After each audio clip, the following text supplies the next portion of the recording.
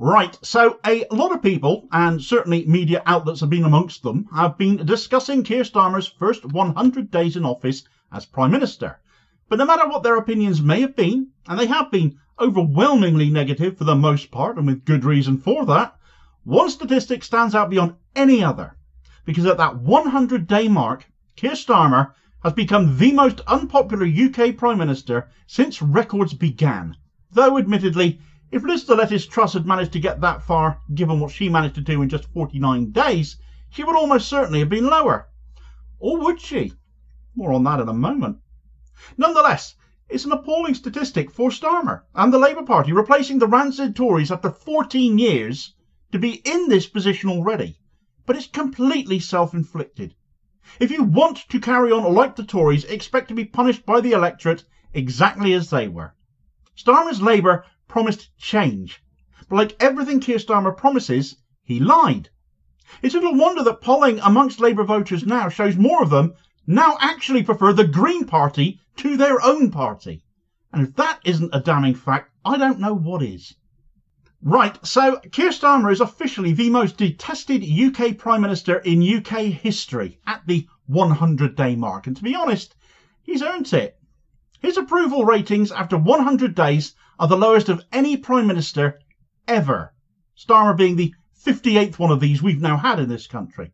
But now that he is even more unpopular than Rishi Sunak was at that point, who unenviably took over the scandalised and demoralised and utterly damaged Tory party left by Boris Johnson, who was in and of himself awful, incompetent and absolutely chronic, Sunak started from a chronic standpoint. Starmer, conversely, has started from a tidal wave of hope from many. Handed a supermajority to deliver on the change he's promised, and just as he has always done before, as many a Labour Party member past and present knows all too well, he lies repeatedly through his teeth. He lied to get elected Labour leader, and he's lied, it seems, to get elected Prime Minister too.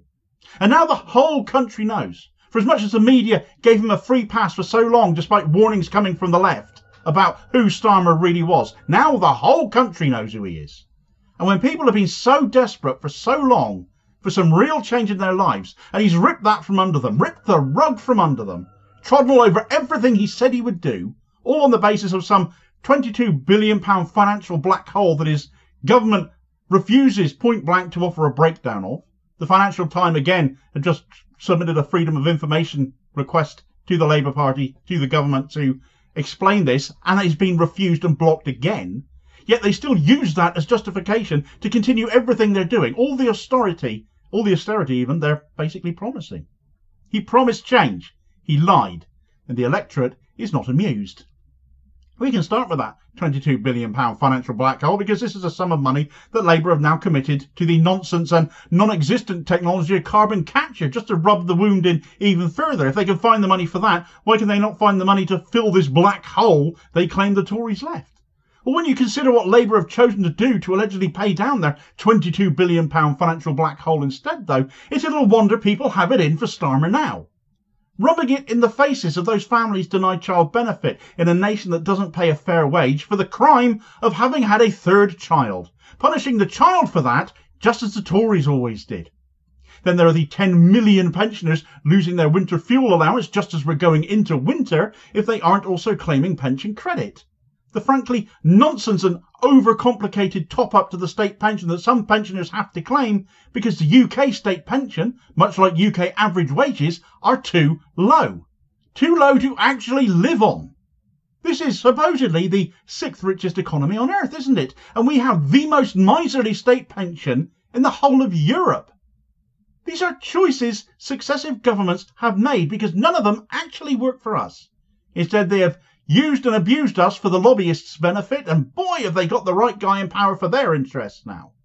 Keir Starmer's Lord Ali provided suits should have more sponsorship labels on them than a Formula 1 racing driver, because no Labour leader has taken freebies quite like Starmer has. £107,000 worth of free gifts, some £20,000 worth of that just in the last 100 days that he's been Prime Minister, in fact. And now, of course, they keep saying this is all within the rules. Well, yeah, we know it's all within the rules. We know it's not illegal. And goodness knows we've had enough Labour politicians and ministers cropping up on news media to tell us all of this. All whilst our incomes are getting slashed, though. The young and the old especially targeted right now, but students are as well, as tuition fees look set to be hiked, and the NHS is going to continue being privatised until it ceases to be anything more than a logo. And the disabled are as well as their bank accounts are all look set to be spied on to make sure they aren't committing benefit fraud, despite benefit fraud being virtually negligible. Especially when you compare it to tax evasion avoidance, but that might impact the money coming into Labour Party coffers and the free football tickets for free Keir. Lord Ali being embroiled in a tax haven-based business venture that he hadn't declared on his Lord's Register of Financial Interests, being a prime example right now of that. But when Labour are defending being on the take rather than spending their £91,000 salaries, we meanwhile are finding it ever harder to get by, and they're going to make it even harder for us. So why should we like them? Why should we praise them? Of course we're going to disapprove of them. And coming back briefly to Liz the Lettuce Truss, though, as I alluded I was going to earlier, for those who would choose to defend Sir Keith of Freebies and Rachel Freeze-Reeves as a competent pair of economic hands, news that actually came out today will come as an awful shock to some that Starmer's continuity of Tory austerity, as much as that damaged investor confidence when Truss embarked on a series of unfunded tax cuts paid for by even worse austerity that sent mortgages through the roof. Well, you'll be delighted to know that apparently Starmer and Reeves have themselves now tanked investor confidence so much that it is now at this point today even lower than it was when Liz Truss was still in charge. And this has come from the Institute of Directors in a poll they've conducted. Liz Truss was more trusted by investors than Starmer and Reeves are right now. That should be terrifying people. And of course, how can I possibly forget to mention Zionist Starmer incessantly siding with Israel, despite the blatant genocide they are still carrying out, continuing to supply weapons, refusing to ever stop doing so, despite the atrocities we're witnessing across the Middle East at Israel's hands. There is no red lines for Keir Starmer, but it absolutely should be a red line for all of us, that this is a Prime Minister, this is a Labour government that flat refuses to stand up for the very people worldwide that it was created by the trade union movement to stand up for. The poor, the oppressed, the working class, the world over, in concert with all of its sister parties across the globe. Not anymore. Not this one in the UK. Not under Keir Starmer. People who joined the Labour Party, people who have voted for the Labour Party, expect better than this from Labour, but they're not getting it. And it's no surprise they've turned elsewhere, in which case, and in a stunning poll, it seems your average Labour voter actually now prefers the Green Party to the Labour Party, because the Greens, aside from their climate and environmental credentials, are now the party of social justice too, standing against an array of establishment capitalist parties from Starmer's Labour, from the ever-worsening Tories, from Reform UK Limited, to actually stand up for ordinary working class people. Now the likes of Starmer and co will grin and point to the massive landslide and massive majority they've got, as if that makes them untouchable, and well, perhaps it does for 5 years. But it was a punish the Tories election, and it's a supermajority built on the worst turnout for a general election since the end of universal suffrage more than 100 years ago. Keir Starmer didn't give people a reason to vote for him. People simply had a reason to vote against the Tories. This was not a vote for Labour. This was a vote against the Tories election. Starmer's own majority was halved, as a for instance, in the election that his party won that supermajority in. And goodness knows who've lost their seats in Labour despite that landslide, with the likes of Thangam Debonair and especially Jonathan Ashworth now widely referred to as the Secretary of State for sore losers, who the mainstream media can never seem to have off our screens. Shadow ministers who lost their seats, one to the rejection of Labour amongst Muslim communities, and the other a casualty of the Green surge as Bristol voted for real change this time around, rather than the snake oil Labour was offering them.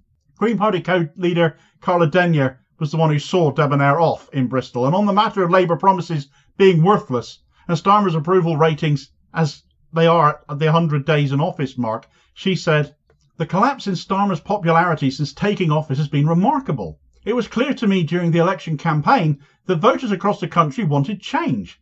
Instead, we have a government aligned with Tory austerity, and its default has been to make the most vulnerable in our society pay." The only part of that I take issue with, and I am a Green, and in our party we're allowed to criticise without pain of threat of expulsion, unlike in Starmer's Labour, is her use of that word vulnerable, because people are not inherently vulnerable, be they poor or disabled or whatever. They've been put in that position by successive governments, picking on them, as she did say. The poorest are a target, and it's because of the lobbying of the rich.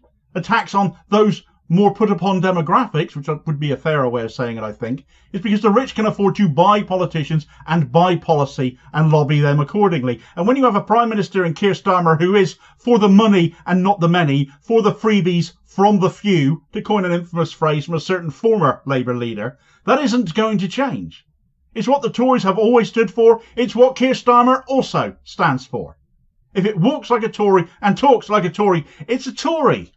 So if there is one quick way to sum up Keir Starmer's leadership nosediving, it is quite simply that he promised change and is delivering more of the same instead.